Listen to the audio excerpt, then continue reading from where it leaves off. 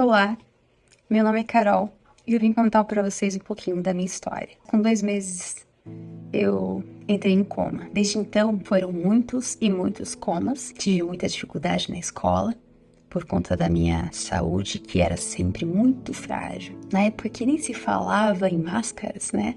Eu usava máscara. Eu sofria bullying por isso. Mas a gente não levava assim naquela época, né? No século passado. Eu queria brincar no parquinho. Eu queria ir para a escola normalmente e em todas as vezes que eu entrava em coma, os médicos diziam para os meus pais que não havia volta. E com 16 anos, eu conheci uma pessoa muito especial, que hoje é meu esposo. E ele começou a conviver comigo e vendo meu sofrimento. Eu vim para o internato fazer faculdade de pedagogia e eu me formei em pedagogia porque os meus professores foram excelentes. Me trataram com muito, muito amor e só assim eu consegui me formar. No dia da minha formatura, eu tive uma crise epilética. Eu tive muita vergonha e eu não entendi o que eu tinha. 21 anos eu casei.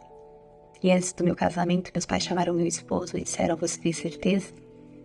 Porque os médicos disseram que ela não vai viver muito. E ele disse sim. E nós nos casamos. Depois do nosso casamento, as coisas começaram a ficar ainda piores. As dores, as náuseas, as inflamações em diversos órgãos começaram gradativamente a piorar. E eu passava por especialistas de todas as especialidades médicas. E por diversas e diversas vezes, os médicos disseram: interne-a num hospital psiquiátrico. E a deixe lá. Você precisa viver, porque o que você vive não é vida. E meu esposo nunca fez isso. Ele sempre se recusou. Ele nunca duvidou. Enquanto as pessoas diziam: "A Carol não sente dor, não. Ela tá fazendo isso para chamar atenção. A Carol não tá doente. Ela precisa tomar antidepressivos. Ela precisa de Deus. Ela tem falta de Deus. Ela precisa orar mais." Nós passávamos noites e noites acordados. E eu chorando de dor, tomando muitos medicamentos. E nós continuamos procurando. E quando eu me vi, estava com 32 anos, por volta dos 30 anos, eu encontrei um médico chamado Guilherme. E o Dr. Guilherme, cheguei no consultório dele com um monte de exames. E ele ouviu a minha história. Pediu apenas um exame. Quando eu voltei ao consultório do Dr. Guilherme, depois de fazer o exame, ele abriu o exame, acenou com a cabeça e disse: "Era o que eu estava pensando. Carol, você é uma pessoa rara." Meu esposo brincou dizendo: "Eu sei." E ele disse: "Você é portadora de porfiria aguda intermitente." Nós nunca havíamos ouvido falar dessa doença. Uma doença no sangue, uma doença progressiva, uma doença fatal. E que era um milagre eu estar viva e já ter passado dos 30 anos. E eles se questionam muito, porque eu ainda estava viva.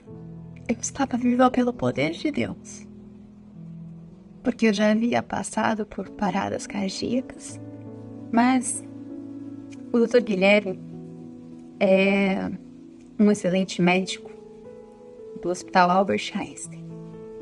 Mas a consulta do Dr. Guilherme é caríssima. E ele é o único especialista no Brasil e em São Paulo que trata a porfiria. E eu não podia me tratar com ele, eu não tinha condições financeiras. E ele então disse: "Encontre um médico que eu possa orientá-lo. E se você encontrar esse médico dentro desse plano de saúde que você tem, eu posso orientá-lo e você vai poder ser tratada. Só que eu já te adianto que a porfiria, ela tem um tratamento paliativo. Ela não tem cura." E um anjo enviado por Deus, chamado Fabiano, aceitou o desafio. E desde então, ele é o meu médico. 2 AVCs. 7 paradas cardiorrespiratórias, inúmeras internações em UTI. Da última vez, foi há mais ou menos 1 ano e meio atrás, ou 2, eu não me lembro direito, existe uma comissão que eles fazem, e eles fazem todos os testes, e todos os médicos em conjunto dão o diagnóstico de que a pessoa tem condições de voltar à vida, ou ela já está mesmo só pelos aparelhos. E eles queriam desligar os meus aparelhos. O Dr. Fabiano não permitiu. E ele não saiu do meu lado. E ele disse: eu tenho certeza que a Carol vai voltar. Apesar de estar em coma, muitas pessoas dizem que ouvem as outras pessoas falarem, que percebem muitas coisas, mas eu nunca percebi nada, eu nunca ouvi nada. É como se eu dormisse e acordasse. E o Dr. Fabiano me viu abrir os olhos novamente e voltar à vida. Mas, no decorrer de tudo todo, eu tive um AVC, como eu disse, dos 2, muito agressivo, que me deixou tetraplégica. Eu fiquei mais de 6 meses internada e eu faço o meu tratamento no ASP, Hospital Adventista de São Paulo. E os médicos, mais uma vez, disseram: a Carol agora, ela vai viver em estado vegetativo. Ela não sabe nem quem ela é. Ela não sabe onde ela está. Ela não sabe o que está acontecendo.